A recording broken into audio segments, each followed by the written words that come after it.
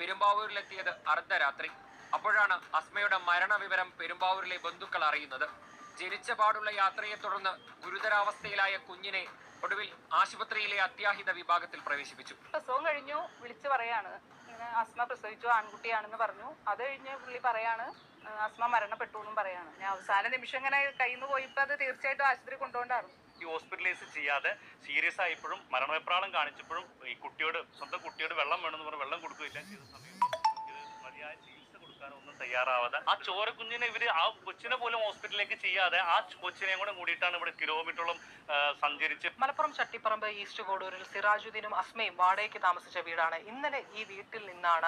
Hi guys, welcome back to my YouTube channel. എല്ലാവർക്കും പുതിയൊരു വീഡിയോയിലേക്ക് സ്വാഗതം. ഈ കഴിഞ്ഞ ദിവസം നമ്മുടെ മലപ്പുറം ചട്ടിപ്പറമ്പിൽ നടന്ന ഒരു സംഭവം, അതിദാരുണമായിട്ടുള്ള സംഭവം എന്ന് വേണമെങ്കിൽ പറയാം. നമ്മളെല്ലാവരും അറിഞ്ഞു കാണും. അതായത് 35 വയസ്സുകാരിയായിട്ടുള്ള യുവതി പ്രസവത്തെ തുടർന്ന് മരണപ്പെട്ടു. അതെങ്ങനെയാണെന്ന് വെച്ചാൽ, വീട്ടിലാണ് ഈ യുവതി പ്രസവിക്കുന്നത്. അതിനെ തുടർന്ന് അമിതമായിട്ടുള്ള ബ്ലീഡിങ്ങും അങ്ങനെയുള്ള കുറേ കാരണത്താൽ ഈ യുവതി മരണപ്പെട്ടു. ഇപ്പോൾ ജനിച്ച കുട്ടി കൂടാതെ അവർക്കൊരു 4 മക്കൾ കൂടിയുണ്ട്. അങ്ങനെ 5 മക്കളാണ് ഈ ഉമ്മയ്ക്കുള്ളത്.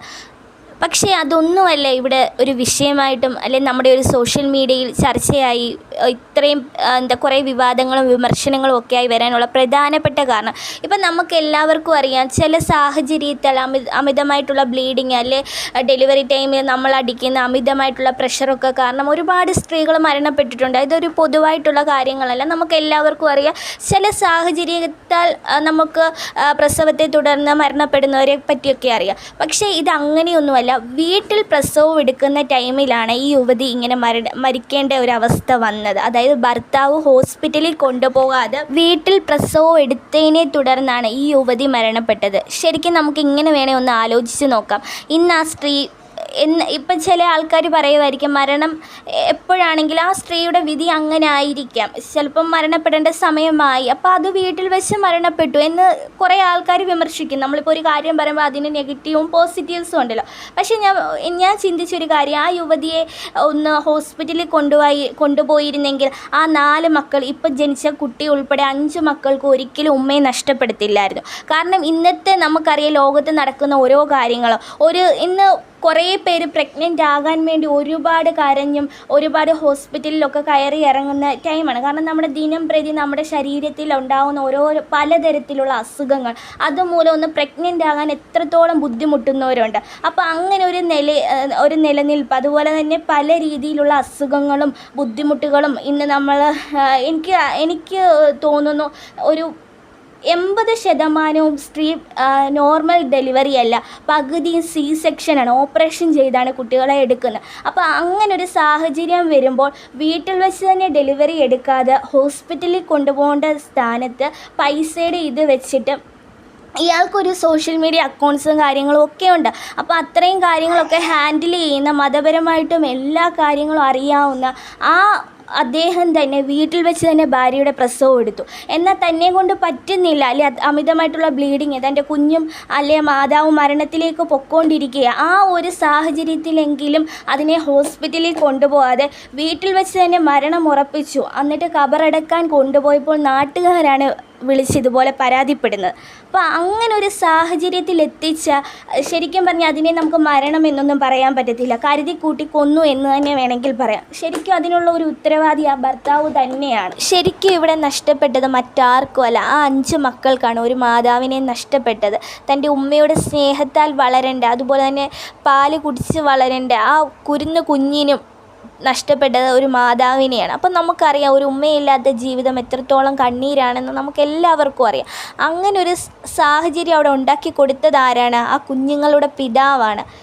ഒരു മെഷീൻ പോലെ പ്രവർത്തിച്ച 5 കുഞ്ഞുങ്ങൾക്ക് ജന്മം കൊടുക്കുന്നു. ലാസ്റ്റിൽ അവൾക്ക് ഒരു മരണത്തിനോട് അവൾ പോരടിച്ചു എന്ന് തന്നെ വേണമെങ്കിൽ പറയാം. പലരും ഞാൻ പല വാർത്തകളിൽ കൂടി കണ്ടു. അതായത് ഒരു തുള്ളി വെള്ളത്തിനും യാചിക്കുന്നു, അതുപോലെ തന്നെ മക്കളോട് എടുത്തു തരാൻ പറയുന്നു, അല്ലെ ചോരയിൽ കുതിർന്ന് കിടന്നിട്ട് പോലും അല്ലെ ആ ടൈമിൽ എടുത്തുകൊണ്ട് ഹോസ്പിറ്റലിൽ കൊണ്ടുപോകാതെ മരണം ഉറപ്പിച്ച് ഖബറടക്കാൻ കൊണ്ടുപോകുന്നു. അല്ലെ അതിനെയൊന്നും ഹോസ്പിറ്റലിൽ കൊണ്ടുപോയില്ല, മരിച്ചു എന്ന് ഉറപ്പ് വരുത്തി അതിനെ മറവ് ചെയ്യാൻ കൊണ്ടുപോകുന്നു. ആ ഒരു സാഹചര്യം ഉണ്ടാക്കിയ ഒരിക്കലും അദ്ദേഹത്തിനെ മനുഷ്യനെന്ന് പറയാൻ പറ്റത്തില്ല. അതുപോലെ തന്നെ ഇദ്ദേഹത്തിനെ പറ്റി പറയുകയാണെങ്കിൽ ഇദ്ദേഹത്തിനാണെങ്കിൽ സോഷ്യൽ മീഡിയയിൽ മടവൂർ കാഫില എന്ന് പറയുന്ന ഒരു യൂട്യൂബ് ചാനലുണ്ട്. അതിൽ കൂടി അദ്ദേഹം മറ്റുള്ളവർക്ക് സന്ദേശം കൊടുക്കുന്ന എങ്ങനെയാണ് ചുട്ട കോഴിയെ പറപ്പിക്കാം, അതുപോലെ തന്നെ മരിച്ചവർക്ക് എങ്ങനെ ജീവൻ കൊടുക്കാം, അങ്ങനെയുള്ള പല രീതിയിലുള്ള തെറ്റായ സന്ദേശം കൊടുത്തുകൊണ്ടിരിക്കുകയാണ്. ഇതിനെതിരെ പല രീതിയിലുള്ള പ്രതികരണവും അതുപോലെ തന്നെ വിമർശനവും ഇയാൾക്കെതിരെ പല രീതിയിലുള്ള കാര്യങ്ങളൊക്കെ നേരത്തെ വന്നതാണ്. അതുപോലെ തന്നെ പല വോയിസുകളും ഞാൻ കേട്ടു. അതായത് ഇദ്ദേഹത്തിൻ്റെ വാക്കുകളും പ്രവൃത്തികളിലും ഒന്നും ആർക്കും തന്നെ യോജിക്കാൻ പറ്റത്തില്ല. അതൊക്കെ മതപരമായിട്ടുള്ള കുറച്ച് കാര്യങ്ങളാണ്. ഇദ്ദേഹം ഒരു മതത്തെയല്ല വിശ്വസിക്കുന്നത്, ഒരു വ്യക്തിയെ വിശ്വസിച്ചിട്ടാണ് ഓരോ കാര്യങ്ങളും ചെയ്യുന്നതും എടുക്കുന്നത്. അപ്പോൾ അതിനോടൊന്നും ഒരിക്കലും നമുക്ക് യോജിക്കാൻ പറ്റത്തില്ല. ഞാനും ഒരു മുസ്ലിമാണ്.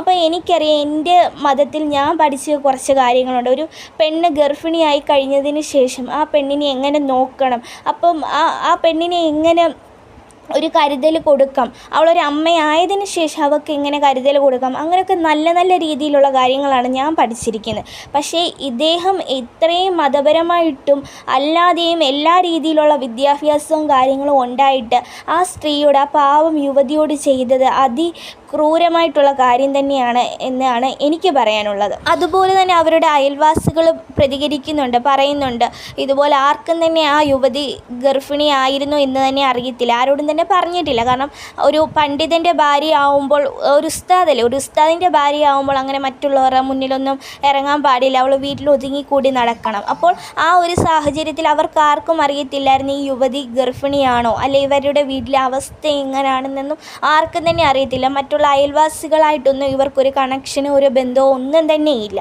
അപ്പം ആർക്കും ഇവരെ പറ്റിയുള്ള കൂടുതൽ കാര്യങ്ങളൊന്നും അറിയത്തില്ല. പക്ഷെ ലാസ്റ്റിൽ ഖബറടക്കാൻ കൊണ്ടുപോകുന്ന അല്ലെ യുവതിയെ മരണപ്പെട്ടതിന് ശേഷം മറവ് ചെയ്യാൻ കൊണ്ടുപോകുന്ന സാഹചര്യത്തിലാണ് നാട്ടുകാരിടപെട്ട് പോലീസിൽ കേസ് കൊടുത്ത് ലാസ്റ്റിൽ ഇയാൾ ആശുപത്രിയിൽ കൊണ്ടുപോകുന്നത്. അപ്പോഴും ആംബുലൻസ് ഡ്രൈവറിനോട് പറയുന്നത് എൻ്റെ ഭാര്യയ്ക്ക് ശ്വാസം മുട്ടലാണ് എന്നൊക്കെയാണ് പറയുന്നത്. അപ്പോൾ പല രീതിയിൽ ഒരു പെണ്ണിനോട് ചെയ്യാവുന്ന തീർത്തും വളരെ മോശമാക്കിയുള്ള കുറേ കാര്യങ്ങളാണ് അവിടെ നടന്നത്. ആ യുവതിയെ വളരെ ക്രൂരമായിട്ടാണ് കൊന്നത് എന്ന് തന്നെ വേണമെങ്കിൽ പറയാം. എനിക്ക് തോന്നി ഇന്ന് ഒത്തിരി അറിവും വിദ്യാഭ്യാസവും കൂടിയവരാണ് ഓരോരോ തെറ്റുകളും അതുപോലെ തന്നെ മറ്റുള്ളവരെ ദ്രോഹിക്കാനും ഒക്കെ മുൻപന്തിയിൽ നിൽക്കുന്ന ഒരുപാട് അറിവ് കൂടിയവരാണ്.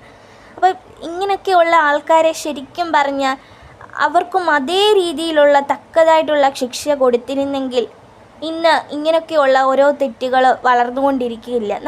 നമുക്കിന്ന് സോഷ്യൽ മീഡിയ തുറക്കുമ്പോൾ പല രീതിയിലുള്ള നമ്മളൊക്കെ ഞെട്ടുന്ന തരത്തിലുള്ള പല രീതിയിലുള്ള വാർത്തകളാണ് കണ്ടുകൊണ്ടിരിക്കുന്നത്. ശരിക്കും പറഞ്ഞാൽ നമുക്ക് ഇന്നത്തെ സമൂഹത്തിനോട് പേടിയാണ്. എങ്ങനെ ജീവിക്കണം, നമ്മുടെ മക്കളൊക്കെ ഇതൊക്കെ കാണുന്നുണ്ടല്ലോ എന്ന് ഓർക്കുമ്പോൾ നമുക്കൊക്കെ പേടിയാണ്.